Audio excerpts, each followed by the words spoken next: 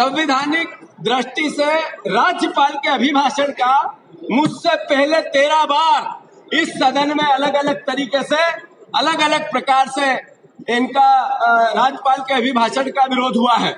मैं मानता हूं 29 जनवरी 2021 18 पार्टियों ने एक साथ देश के राष्ट्रपति, देश की संसद में राष्ट्रपति का बहिष्कार किया है, राष्ट्रपति के अभिभाषण का बहिष्कार किया है।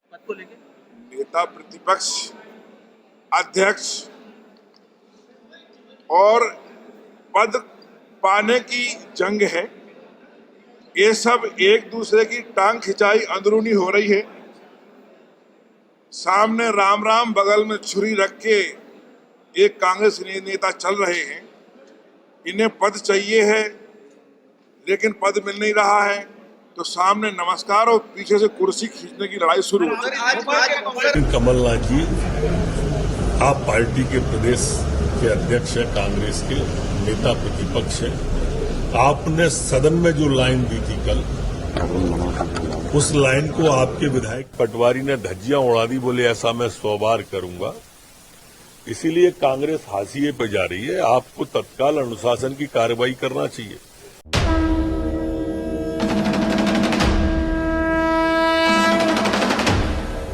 तो मध्य प्रदेश विधानसभा का बजट सत्र हंगामेदार रह रहा है लगातार, और जीतू पटवारी जी ने एक बार फिर ताल ठोक दी है। तो ये समझा जा रहा था जब कमलनाथ जी ने कहा कि ये जो परंपरा है वो कांग्रेस पार्टी की नहीं है और ना ही वो उसका समर्थन करते हैं, तो बहुत मुमकिन है कि जीतू पटवारी जी बैकफुट पर आए।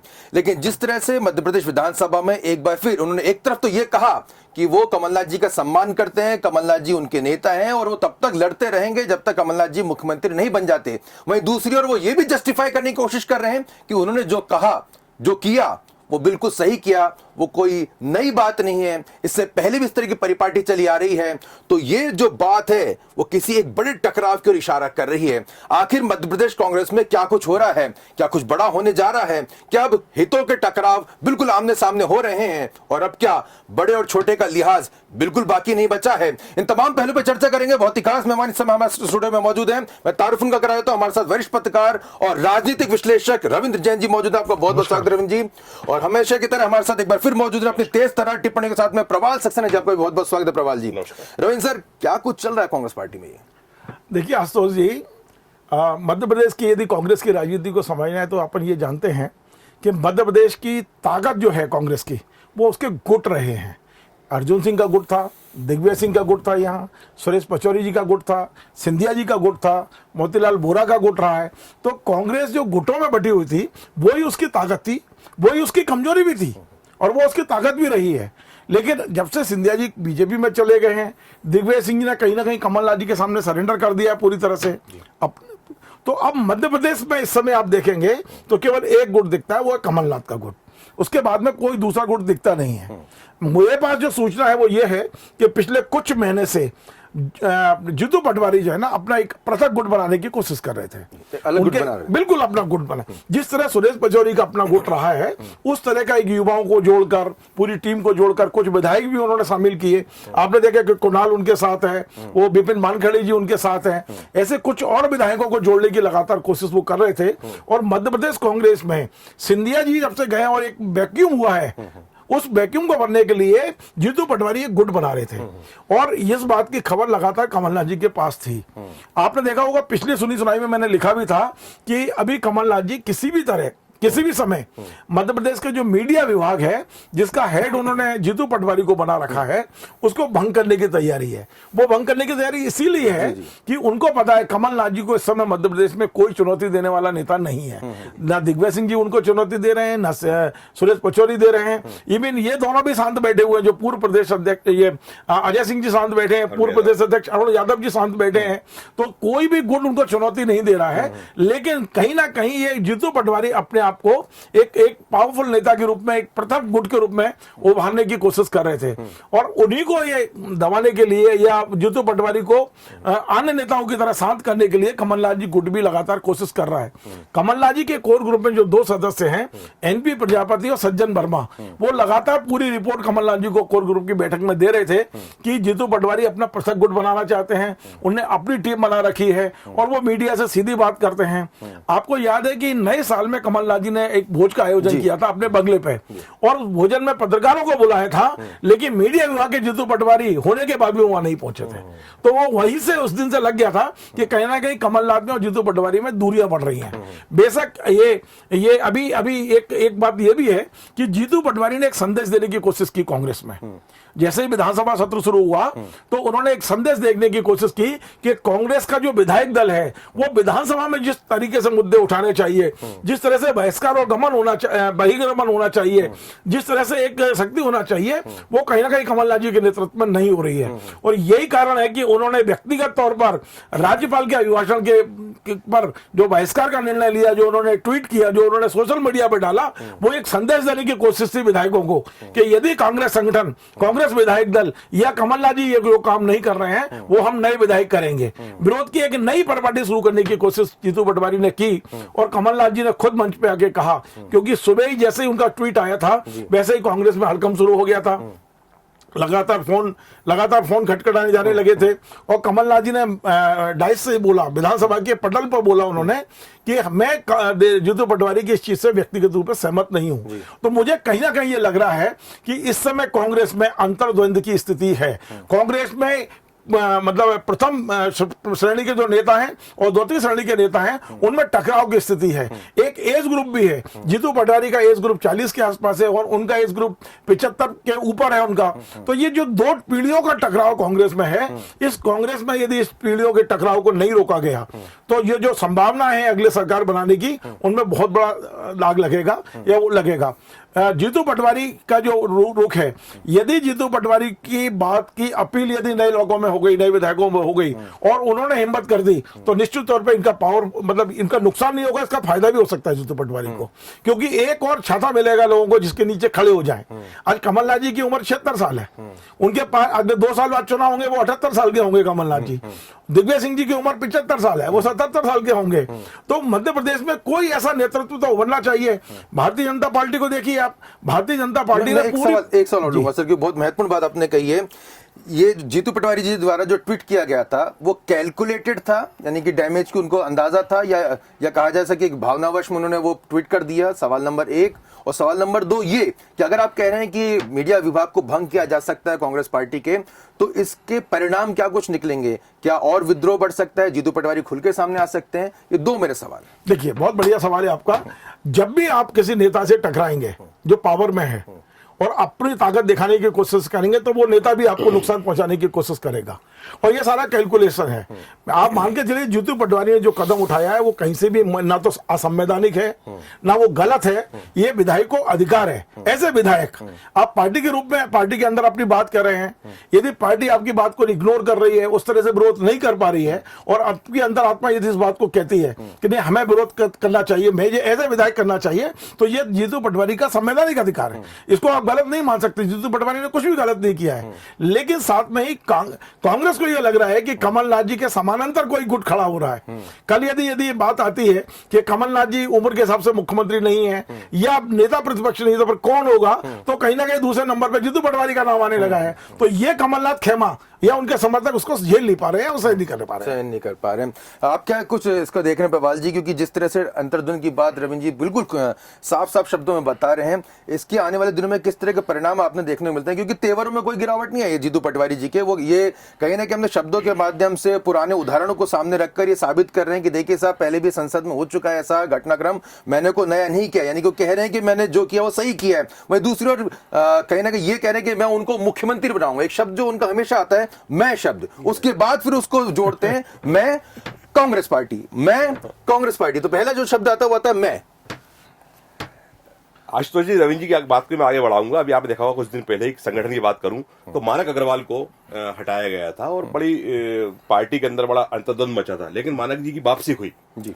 अभी ताजा प्रकरण में जो है महिला कांग्रेस के अध्यक्ष को हटाया गया, उन्होंने कहा कि मैं किसी कठपुतली बनना नहीं चाहती। तो ये कांग्रेस के अंदर जो अंतर्द्वंद चल रहा है उसी कड़ी में अब जीतू पटवारी अपने आप को प्रदेश अध्यक्ष मान के बैठे हैं कि अगला प्रदेश अध्यक्ष में बनना है, क्योंकि वो राहुल गांधी के बहुत करीब रहे हैं, उनको अपनी 2 व्हीलर में घुमा चुके हैं। तो एक संदेश तो उन्होंने दिया है कि वो बहुत करीब है। और उनको लगता है कि जुलाई अगस्त में जैसे ही राहुल गांधी की ताजपोशी होगी तो शायद उस समय मध्य प्रदेश का इतिहास ही बदलेगा। तो इस हिसाब से वो अपनी तैयारी कर रहे हैं। और इस समय बिल्कुल रवि जी ने सही कहा कि कमलनाथ जी को चुनौती देने वाला मध्य प्रदेश के अंदर बिल्कुल कोई नहीं बचा है नेता। इतने नेता हुआ करते थे वो कहीं ना कहीं सरेंडर है, क्योंकि कमलनाथ जी जो है वो पूरा देखा जाए पार्टी का जो आज खर्चा कौन उठा रहा है, कमलनाथ जी उठा रहे हैं। तो आज ऐसा व्यक्ति चाहिए संगठन को जो पूरी तरह सबको बांध के रखे। तो इसलिए अब सवाल आया युवा नेतृत्व का। तो इस समय जीतू पटवारी आप देखिए प्रदेश अध्यक्ष की दौड़ में भी है, वो अहम की भावना भी उनके अंदर भी, जब वो मंत्री थे तो भी अपना को सुपर सीएम जैसे ही पेश करते थे। तो सब मिला के अब उनको लग रहा है कि इस समय बिल्कुल जो गंगा बह रही है उसमें वो अगर वो अच्छी एक डुबकी लगा लेते तो कोई बाकी नेता जैसा कहा सज्जन सिंह वर्मा या एनपी प्रजापति किसी का ठप्पा लगा हुआ वो कहीं ना कहीं, लेकिन ये सीधे राहुल गांधी से चूंकि जुड़े हुए हैं इसलिए उनको लगता है कि अगर मौका मिलेगा तो हो सकता है कि उनको उनकी ताजपोशी हो जाए। प्रदेश पद के वो सशक्त दावेदार भी हैं और इस तरह से चल रहा है तो इसलिए वो पूरी लॉबिंग युवाओं को लेकर कर रहे हैं। जी मैं एक उदाहरण आपसे पूछना चाहूंगा और दोनों में कितनी समानता और कितनी असमानता है। उमंग सिंगार जी द्वारा दिग्विजय सिंह जी को सरेआम कहना कि सबसे बड़े ब्लैकमेलर हैं, और जीतू पटवारी जी द्वारा बिना पार्टी को अपने कॉन्फिडेंस में लिए, बिना अपने प्रदेश अध्यक्ष को पूछे ये ट्वीट करना कि मैं राज्यपाल के अभिभाषण का बहिष्कार करता हूं। कितनी समानता है, कितनी असमानता? देखिए मध्य प्रदेश का यदि आप इतिहास उठा के देखेंगे तो ऐसे कई उदाहरण मिलेंगे कि चाहे वो भारतीय जनता पार्टी विधायक दल हो या कांग्रेस विधायक दल हो, जब भी विधायक असंतुष्ट हुआ है और कांग्रेस पक्ष ने उसकी नहीं सुनी हो तो व्यक्तिगत रूप से वो सदन से बहिर्गमन कर चुका है। कई विधायक व्यक्तिगत तौर पर बहिर्गमन करते हैं, सारे विधायक नहीं जाते हैं। तो ये कोई बड़ी बात नहीं है, क्योंकि ये विधायक का विशेष अधिकार है कि वो सदन में किस तरह से अपनी प्रस्तुति करता है। ये सही है कि उसको अपने पार्टी लाइन पर चलना चाहिए, लेकिन यदि वो लाइन पर नहीं भी चलता तो कोई मतलब ये, क्योंकि उसको विधायक के रूप में अधिकार मिला है विरोध करने का, वो उसको जनता ने यदि विपक्ष में बिठाया है तो विपक्षी भूमिका वो निभाएगा। पहला प्रश्न क्या पूछा था मैं भूल गया जी। मैंने पहले प्रश्न पूछा था कि उमंग सिंगार जी द्वारा, उमंग सिंगार देखिए क्या है, उमंग सिंगार कहीं ना कहीं किसी ना किसी का एक मोहरे के रूप में काम कर रहे थे। जब कमलनाथ सरकार थी और दिग्विजय सिंह जी का यहाँ एक तरफा हो रहा था, चलता हो गया था, तमाम सारे फैसले कमलनाथ जी दिग्विजय सिंह के दबाव में कर रहे थे, उस समय कहीं ना कहीं उनके ऊपर उनको मोहरा बनाकर आगे किया गया था। उमंग सिंगार ने व्यक्तिगत बयान नहीं दिया है, यह बयान उससे दिलवाया गया था और बाद में उसका बहुत बड़ा नुकसान भी हुआ। आपने देखा होगा कि उनकी एक प्रेमिका यहाँ हुआ और मर्डर, उसकी सुसाइड हुआ। बहुत सारे मामले ऐसे हैं जिसको अभी सोशल इस पे मीडिया में लाना, लेकिन निश्चित तौर पे उसका प्रायश्चित भी शायद उन्होंने लिया, उन्होंने दिग्विजय सिंह से माफी भी मांगी है, बहुत सारी चीजें हैं।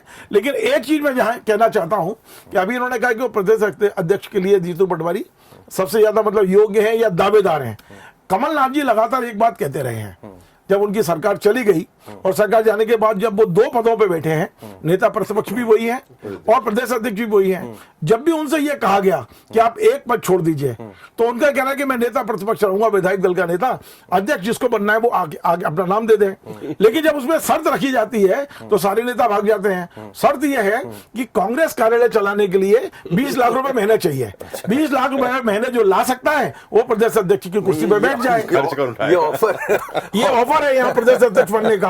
और मैं आपको बता दूं कि कमलनाथ खेमे में इसलिए भी हलचल है, इसलिए भी थोड़ी सी मतलब एक डर का माहौल है कि मध्य प्रदेश कांग्रेस में इस समय केवल एकमात्र नेता जीतू पटवारी है जो 20 लाख रुपए खर्च करने की क्षमता रखता है हर महीने। बाकी दूसरा नेता दूर दूर तक, पैसे औरों के पास भी हैं लेकिन दिल औरों के पास नहीं है। जीतू पटवारी दोनों हाथ से पैसा खर्च करना जानता है, ईश्वर की कृपा से है भी उनके पास और वो खर्च करने की क्षमता भी रखते हैं जीतू पटवारी। तो जीतू पटवारी यदि 20 लाख नहीं करेंगे तो 10 लाख करेंगे, संगठन को बहुत ज्यादा उससे नहीं चलाएंगे। लेकिन जीतू पटवारी दावेदार तो है निश्चित तौर पे, युवा हैं, दावेदार हैं, मुखर हैं, वो राजीव गांधी के नजदीक हैं, तो ऐसी कई राहुल गांधी के नजदीक है, तो ऐसी कई क्वालिटियां उनके अंदर हैं जिसके कारण से कहीं ना कहीं कमलनाथ खेमा आशाई जरूर महसूस करता है अपने आप को। एक अंतिम सवाल इस पूरे आप दोनों से एक छोटे छोटे सवाल में जरूर लूंगा। रमजीत, शुरुआत में आपसे कर रहा हूं, इसका पटाक्षेप आप कैसे होता देख रहे हैं? देखिए ये कांग्रेस में चलता रहेगा, इसका कोई पटाक्षेप नहीं होगा। कांग्रेस जब तक, मैंने कहा ना कि कांग्रेस की सबसे बड़ी कमजोरी भी गुटबाजी है और कांग्रेस की सबसे बड़ी ताकत भी गुटबाजी है। गुटबाजी जब भी कम होगी तब भी कांग्रेस कमजोर होती है, ध्यान रखना आप। तो ये जैसे गुट बनेंगे ना तो कांग्रेस के गुट बनेंगे और निश्चित तौर पर कांग्रेस ग्रास लेवल पे वो लोग काम करेंगे, क्योंकि यहाँ 5-5, 6-6 गुट होने के बाद भी कांग्रेस ने अपनी सरकारें बनाई है, ऐसा नहीं है। और जब गुट कम हो गए तो कांग्रेस कमजोर भी हुई है, ये भी तय है। तो कांग्रेस की गुटबाजी उसकी ताकत भी है। तो तो ये इसका कोई पटाक्षेप नहीं होना है। इसमें यह जरूर हो सकता है कि आज वो कमलनाथ जी के पास चले जाएंगे, नेता मान लेंगे, पैर छू लेंगे, मैं आपके पैर की धूल नहीं हूं, एक बयान देने की कोशिश करेंगे, लेकिन दूसरे दिन से फिर से ये शुरू हो जाएगा कि नहीं आपने ऐसा किया था तो हम आपका बदला लेंगे। तो ये कांग्रेस में चलता रहा है और चलता रहेगा, इसका कोई अंत नहीं है, ये अंतहीन सिलसिला है।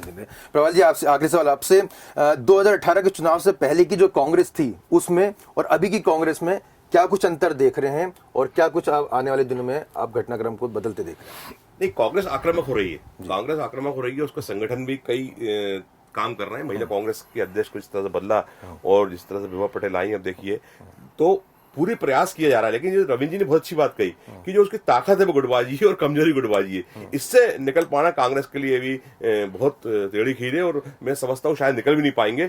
लेकिन वो पूरी जी और जान जरूर लगाएंगे कि कैसे भी करके जो है इस बार वो फिर से खोई सत्ता, अभी नहीं तो कभी नहीं। जैसा दिग्विजय सिंह ने कहा है कि 2023 में सरकार नहीं बना पाओगे तो लंबे समय तक आप बाहर हो जाओगे। बिल्कुल। तो सरकार बनाने के लिए कांग्रेस पार्टी क्या कुछ जतन कर रही है, जिस तरह की टकराट यहाँ पर देखने को मिल रही है सीनियर और जूनियर के बीच में, और पद को लेकर जो खींचतान चल रही है उसका परिणाम आखिर क्या होगा, जनता के बीच में उसका क्या प्रभाव पड़ता है, कांग्रेस कार्यकर्ताओं पर उसका क्या प्रभाव पड़ता है, यह भी देखना बेहद दिलचस्प होगा, क्योंकि तमाम जो लड़ाई होती है मनोबल से जीती जाती है। और अगर इस तरह का मनोबल होगा कि आपसी स्वार्थ और आपसी वैमनस्यता और कहीं ना कहीं खींचतान का अगर सिलसिला जारी रहा तो निश्चित तौर पर कांग्रेस पार्टी का भविष्य तो फिलहाल बेहतर नजर नहीं आ रहा है। देखना होगा कि कांग्रेस पार्टी इससे कब तक उभर सकती है, और अगर नहीं उभर पाएगी तो साफ कह रहे हैं हमारे यहाँ पे मेहमान, अभी नहीं तो कभी नहीं। आपको प्रोग्राम कैसा लगा और आप क्या कुछ जानना चाहते हैं हमें कमेंट करके जरूर बताइएगा। अगर आपने अभी तक इंडिया फर्स्ट को लाइक और सब्सक्राइब नहीं किया तो जल्द से जल्द कर लीजिए, क्योंकि इस तरह के प्रोग्राम यहां पर लगातार आपको मिलते रहेंगे। नमस्कार। नमस्कार।